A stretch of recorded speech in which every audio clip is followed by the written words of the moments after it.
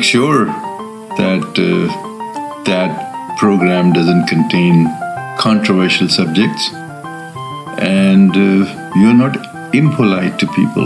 No, definitely not, Dad. You know me. I'm never, ever controversial or impolite. Yeah. Okay.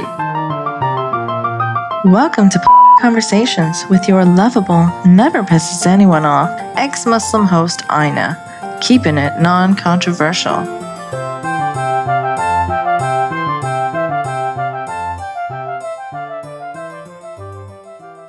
Hello, dear listeners. Hope you've been well and are now fully recovered from our previous adventures in misogyny land, aka the manosphere.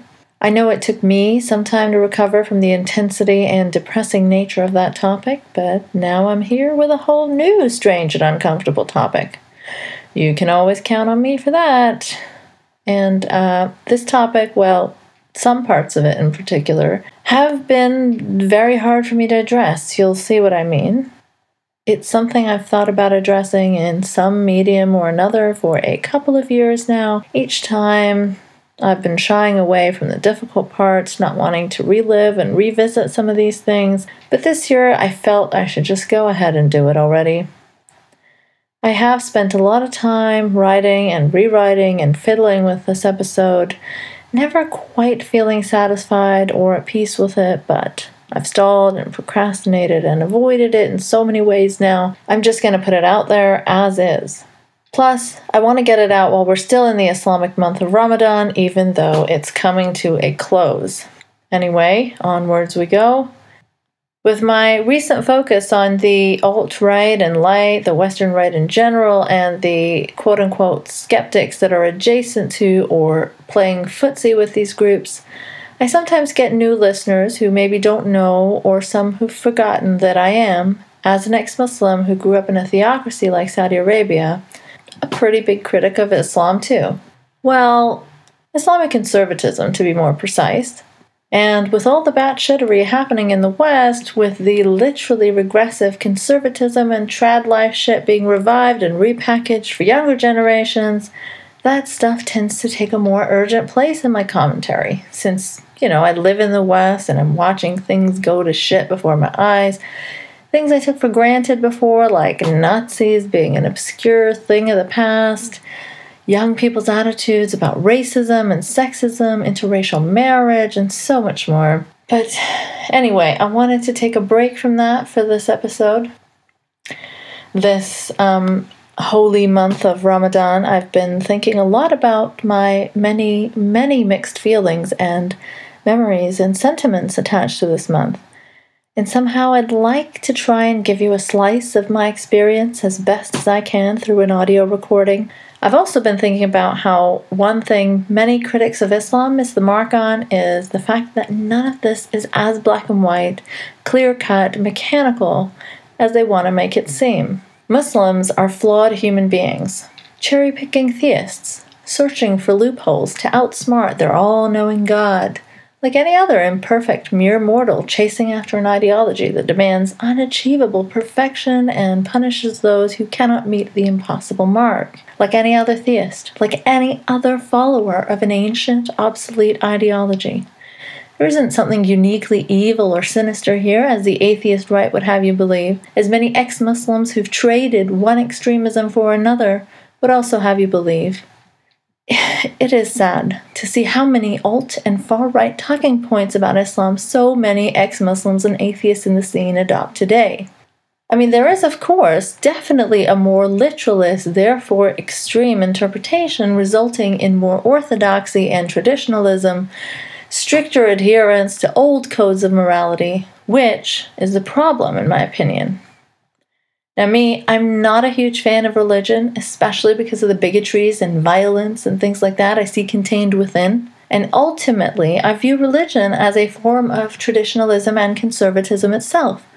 Of course, there are many interpretations to it and ways to practice. There are definitely progressive theists who I'd ally with in a heartbeat over a right-wing atheist. But at its core, I just view religion as something tying you to rules from the past, something that doesn't even add up rationally, something that ultimately holds us back if we allow it a strong presence in our lives. So I personally reject it, the whole lot of it. And I don't replace it with the nonsense Peterson spouts or other anti-SJW, anti-feminism, anti-diversity, anti-progress bullshit. And I am not hitching my wagon to the cult of the intellectual dark web either. What a shame to leave religion and come full circle to this regressiveness. But anyway, back to Ramadan. This season, my first thoughts are for those who live in Muslim-majority countries and don't believe, but aren't free to go about eating and drinking openly in this month.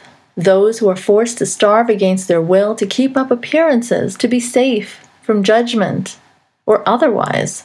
Spare a thought for those who are persecuted even for consuming medication in public, even though there are exemptions in Scripture for people with illnesses not having to fast, and because it's no one else's goddamn business. But religious fervor and zeal is hard to control for people who think they're going above and beyond and scoring piety points in the month of extra holiness by telling others how to be.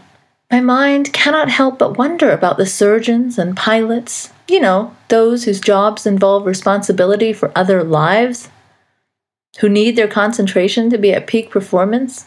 Do they fast? Do they feel obligated to fast or to not fast so they can look after the others depending on them? Should they be allowed to fast in this situation? Does that encroach on personal choice, or is that the responsible route to go when others' lives are at risk? I remember seeing a picture shared proudly on a Pakistani relative's Facebook account of a Muslim surgeon mid-surgery being given water by the nurses to break his fast because his hands were busy cutting someone open. The idea was that this was a great, noble man performing both his religious duties and his professional ones. But when I saw that picture, I couldn't help but be concerned for the patient that was put under the knife of a surgeon that hadn't eaten or drank a thing all day. Surely that can't be good. It's just one of the many thoughts that float around my mind in this time of Islamic year. The official line you get in Ramadan is that this is a holy month full of reflection and spirituality and giving. Maybe for some. There is a lot of charity and giving food to the poor, sure. But it's also the month where hypocrisy is at its highest. Flawed humans, remember? I'm reminded of a Craigslist hookup ad someone once showed me during Ramadan of a Muslim guy who said something to the effect of, "Obviously, I'm not gay, but I'm looking for Muslim guys for sex." After Ramadan. He had to specify that because sex during Ramadan, especially gay sex, that would be haram as fuck now, wouldn't it? And somehow it ceases to be magically after the holy month is over? I don't know. In this ad, the guy also specified how he only sucked circumcised Muslim dick. Because, you gotta fit in adherence to religion wherever you can, right? Apparently, Allah appreciates the consideration, even if it is in matters of unmarried, totally not hetero fellatio. I honestly don't know how believers justify this kind of thing to themselves. It doesn't make much sense to me, but hey, if you're breaking religious rules, watering down Scripture by making your own strangely twisted sex-positive interpretations, then go for it, I say. Better than literalism, right? Honestly, I was a bit worried covering this topic, being critical of some, Muslimic stuff when the climate is so hostile. I wondered about how to do this episode. How do I criticize something Islam-related in a way that doesn't give cover to anti-Muslims or classical liberals pretending to be against anti-Muslim bigotry? And it's tricky. Talking about Islam nowadays is like walking a tightrope of only a hair's breadth. But because of who I am, the intersection of my being an unapologetic lefty, a secularist, and someone who's against anti-Muslim bigotry, this tightrope is where I spend a lot of my time. It's not a topic I can choose to avoid if I want to push for progress and also be against bigotry. So I'm going to do my best to speak about it in a way that indicates to anti-Muslims that they aren't welcome here, that they aren't welcome to use my voice against people like me, against families like mine.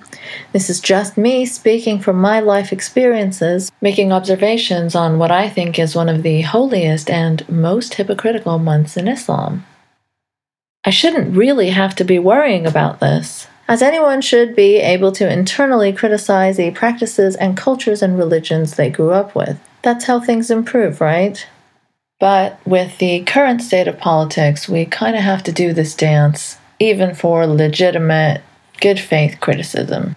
Unfortunately, that's the Trumpy world we exist in right now. Okay, now that I got that out of the way, back to some more hypocrisies. Now, where were we? Oh, yes.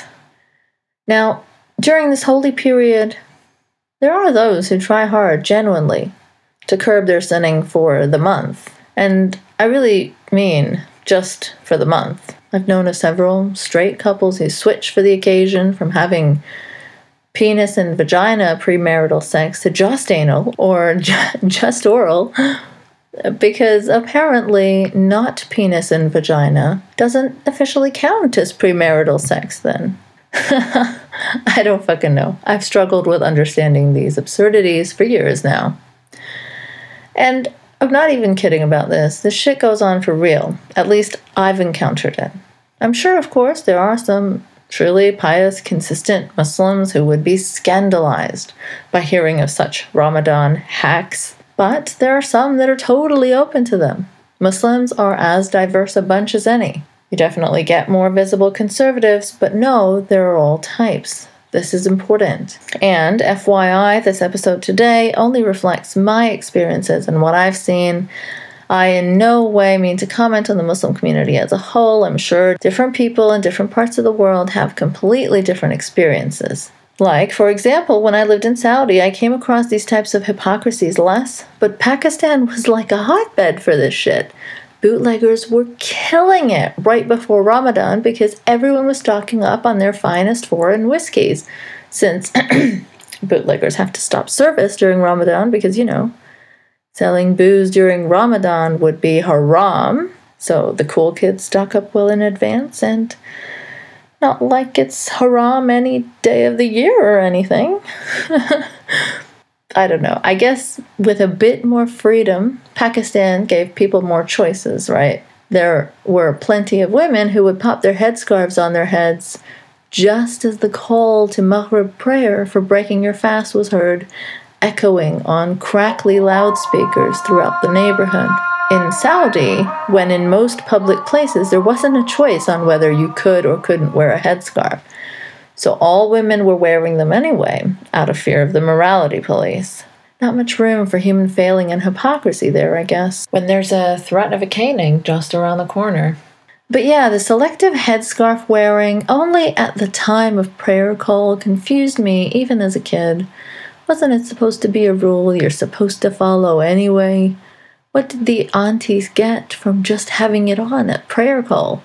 Was it like a deliberate display of religiosity just so the others could see and admire you for your temporary piety? I mean, even now at Pakistani iftar gatherings, I see this happen a lot in Canada, and there's some sort of peer pressure to it. You can't be the only lady left out not covering her head during a prayer call when it's time to break your fast. There's a few that start off not doing it, and then as more and more do it, the others feel pressured to cover their heads. Of course, I never do, and my purple or turquoise hair stands out extra, making me a target for a lot of cut-eye, but hey, I'm used to that by now. And you know what else? It seemed extra cruel that you'd been hungry all fucking day. The moment you get to stuff your face, it's prayer time, because that's precisely when the fast breaks. So you have a few minutes to shove as many samosas as you can in your mouth before the sun starts to set and you're going to miss prayer time. So there was always a mad rush during iftar, which is the meal that you break your fast with, for anyone who's wondering. So yeah, it was pretty much stuff your face and rush to pray. It seemed oddly cruel. And also, when we were kids, that was the precise time that they showed Full House on TV in Saudi as well. Right at prayer time. So luckily, my parents never forced me to pray, so I always got to watch. Unless we were at someone else's house and the other kids were praying, then I'd feel like I wanted to do it too, just to feel like a part of it. Of course, I'd go through the motions real quick and fake everything and be done in 5 minutes, like most kids. And we were all seated soon enough watching Bob Saget and the gang. But yeah, the timing thing seemed like a bit of a mean joke. When I was in Pakistan, and I'm sorry, I keep switching between Saudi and Pakistan, but those were the two places I spent my time in when I was younger, and I did go back and forth. But anyway, in Pakistan, I saw there were also those who quit drinking during Ramadan, and those who quit only on the holiest nights of the month, the 27th being a big one. Sure, whatever way you want to do it, okay? But what I didn't get was how these people judged those who didn't also hypocritically stop during the month. I mean, seriously, you're doing something haram anyway, and same with the sex. You're not supposed to be having premarital sex around the year. You're the believer here. And I mean, do you think Allah is going to be pleased just because you switched to anal and oral for a month? Then you have the nerve to judge those who are more consistent than you? Fucking hell. I guess I was pretty naive about these types of things coming from Saudi, where there were fewer and I guess more straightforward hypocrisies that I remember. People dressing more modestly for the month, people giving up swearing from sunrise to sunset and then swearing their heart out during the time you could eat, people giving up movies with naughty scenes. I mean, this could be a reflection of my age when I lived in Saudi and the times I lived in Pakistan as well. My memories from Ramadan in Saudi are from my younger years, and my memories of Ramadan in Pakistan are some of later teen years and some of early 20s. So I guess when you're 13 in Saudi, you're not as privy to people's sex lives and who's switching from penis and vagina to anal. So it could be that it happened there, but I was too young to know about the Ramadan booze and sex habits. Or it could be that people are so fearful of breaking religious rules there that it didn't happen as often. I know we did get homemade wine and moonshine out there, but I don't remember it being a common thing in Ramadan. Then there was the if you're on your period, Allah won't accept your fast bullshit that always bothered me. Many women see it as a welcome break, I'm sure, but I can't help but notice the inherent sexism of not accepting a woman's prayers or spiritual offering because she's going through a natural bodily process that the very Allah who rejects her now because of it created, supposedly. It never ever sat well with me, even though it was a convenient excuse to throw it overzealous aunties at dinner feasts, who were always trying to get you to pray or go to mosque. Just tell them you're menstruating and they'll shut the F up. It's my favorite go-to excuse for random older relatives to this day. Now, I tell you all this not so you can scoff at the Muslims, but so you can understand the complexities and confusions that go on that so many right-leaning atheist commentators on Islam don't capture. Muslims are not the perfect taqiyya-ing robots always plotting to take over via Sharia that anti-Muslims like to describe them as.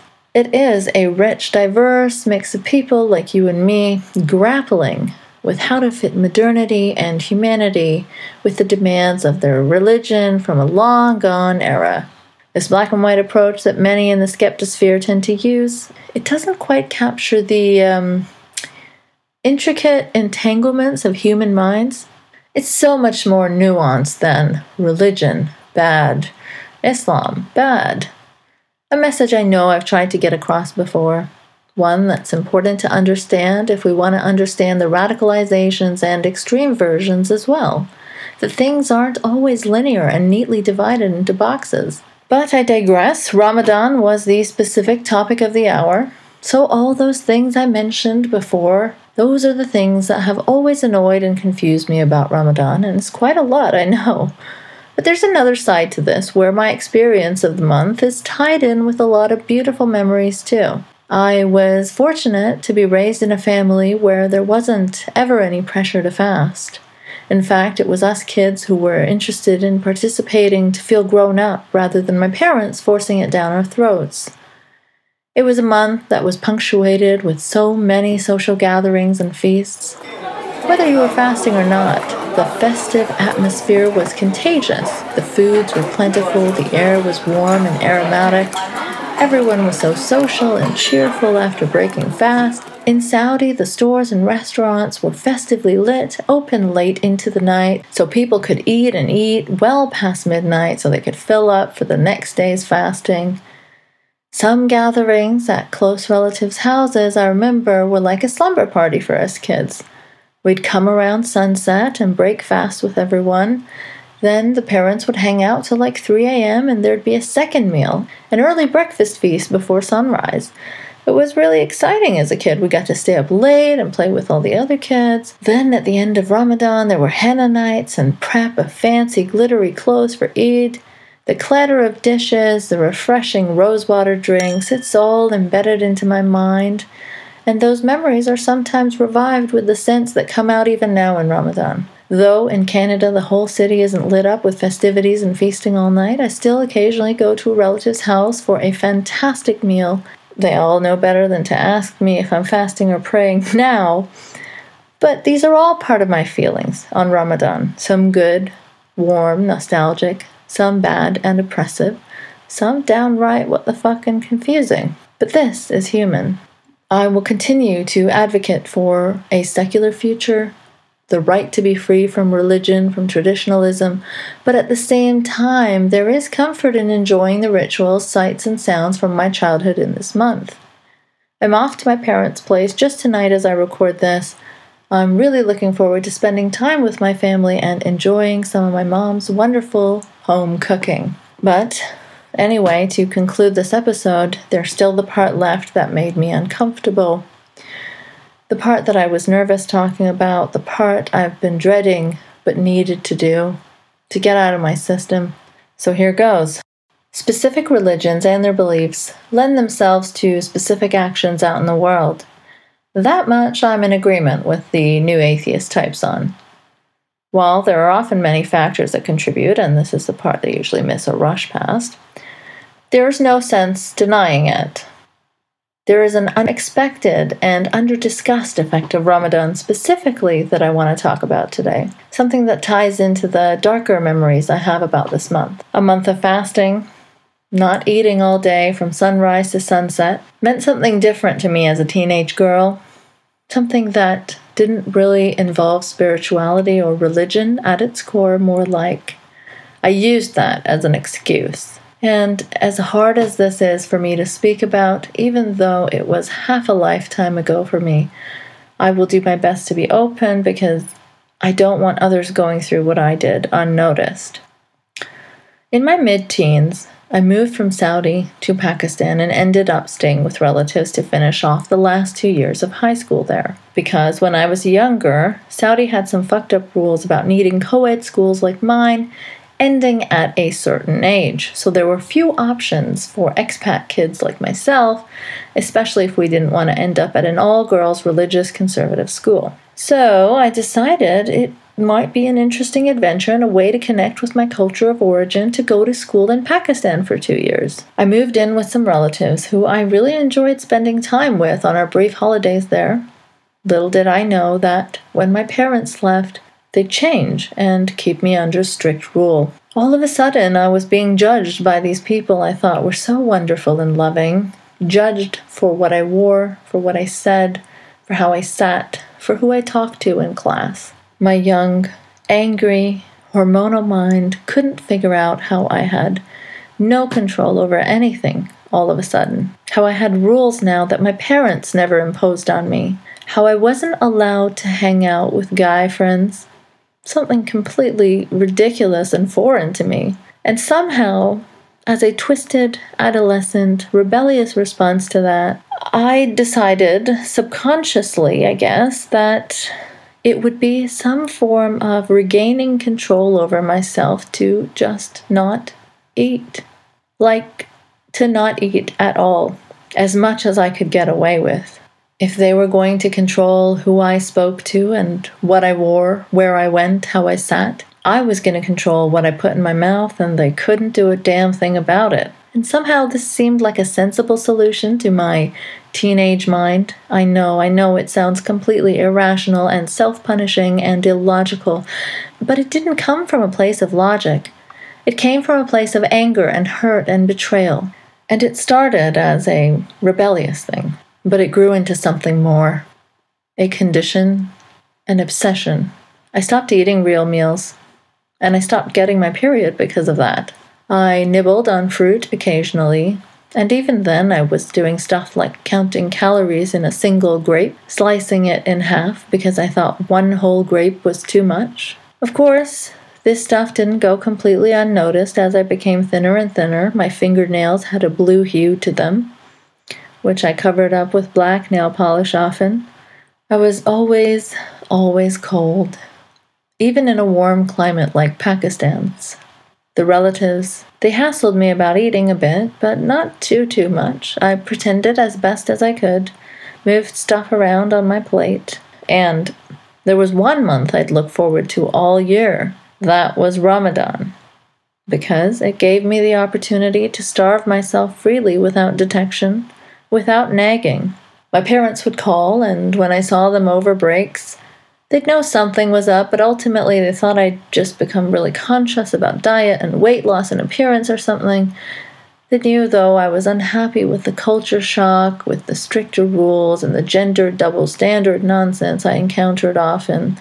They told me to come back home if I was unhappy. They were totally supportive of that, but I wasn't a quitter. I wanted to finish my 2 years, and I didn't want to go to some all-girls school in Saudi, so I stuck it out. They chalked the weight loss up to a mixture of teenage shallowness and homesickness or something, but I don't think they were even aware of eating disorders. I stayed with my parents only for short periods in the summer and winter holidays before I returned back to Pakistan, freer to starve myself without the watchful eye of my parents. But in Ramadan it was easy. I took up religion just for that reason around that time. Not many people in the house I was living in would fast at all. Their hang-ups were more cultural than religious, but I started fasting regularly. That opportunity was too good to pass up. And I'd run on the treadmill too, for ages. Say I was prepping to eat the greasy feast, but in reality I'd grab an orange and excuse myself, say I was going to pray in my room. No one really paid attention to how much I ate or didn't eat those times. It was convenient. Up in my room, I'd sit with a tiny single orange and obsess over whether I should eat the whole thing after a day of total starvation. I'd pick at the fibers endlessly, prolonging the ritual of eating that orange. I would hear multiple competing mosques blare their prayer calls from opposite directions. My head would spin from the weakness. But that part of my life is thankfully over. And as I sat down to write this, it was difficult.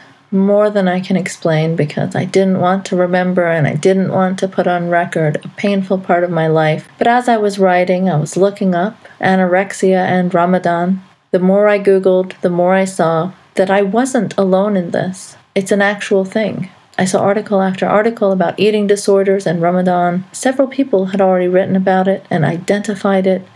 That realization made me feel less alone, even though it's been years and years and years since I thankfully got over it. It still feels good to see the problem being identified. I'll add some links to the articles I came across in the show notes. Each article links to resources if you're suffering from an eating disorder and you need help. I'll add extra resources in the show notes too for anyone struggling with something like this. Know that you are not alone. You can talk to someone. Taking that first step, even acknowledging it to yourself that there's a problem here, makes a huge difference. It's not worth it. The damage that this can do to your body over the long term is more than you realize right now.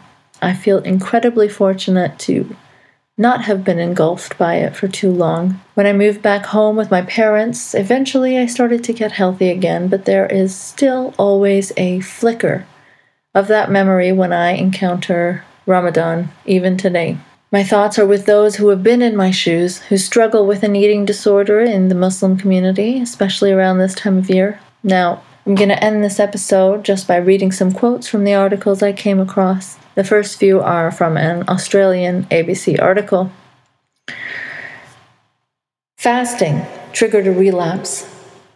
Last year, Bahar, thinking she'd recovered, decided to fast for Ramadan. I really tried last year to do it properly, she says. I had thought I was coming out of my eating disorder and I thought I was getting good. But my mom pulled me up on it. She said, if you're not breaking fast at sunset, it doesn't count. You're still ill.